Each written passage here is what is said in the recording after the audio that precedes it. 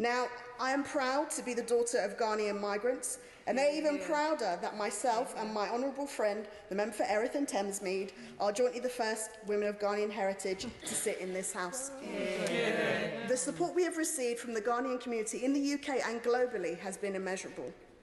Ghanaian Brits boast many notable names: Stormzy, June Sarpong, the editor of Vogue, Edward Enninful, and too many others to count. But as I'm often reminded, the most important British Ghanaian to ever walk this earth is, of course, my mum. I cite my heritage not just because it's important to me, but because it underpins my experience in this country, my country, and my fear as racism and other hate crimes are on the rise. Today we're debating global Britain. And you know, there is that saying that if you don't know where you're going, if you don't know where you've come from, you don't know where you're going.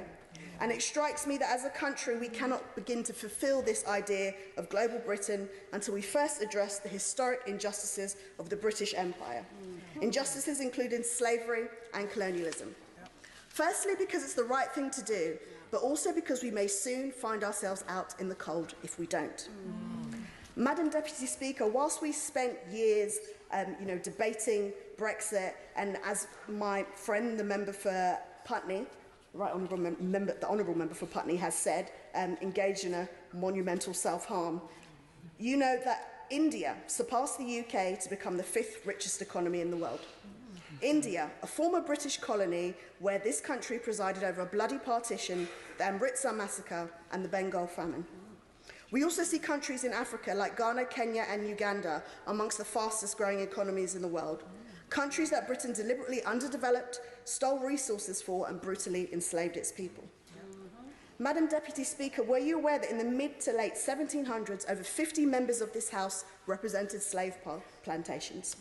Members of Parliament, just like me, enslaved people that looked just like me. I'm someone who firmly believes that the only way you can tackle an issue is at its very root. And the racism which I and many others in this country face on a daily basis has its very root in these injustices.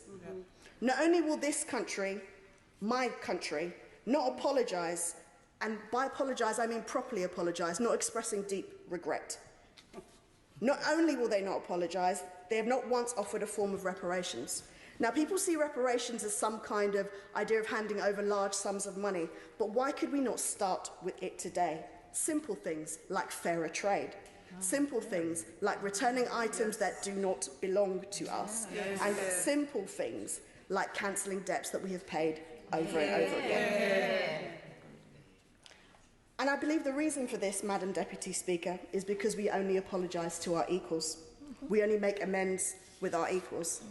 So I have to ask, how can I be equal to every other member in this House when this is how this House treats people that look just like me?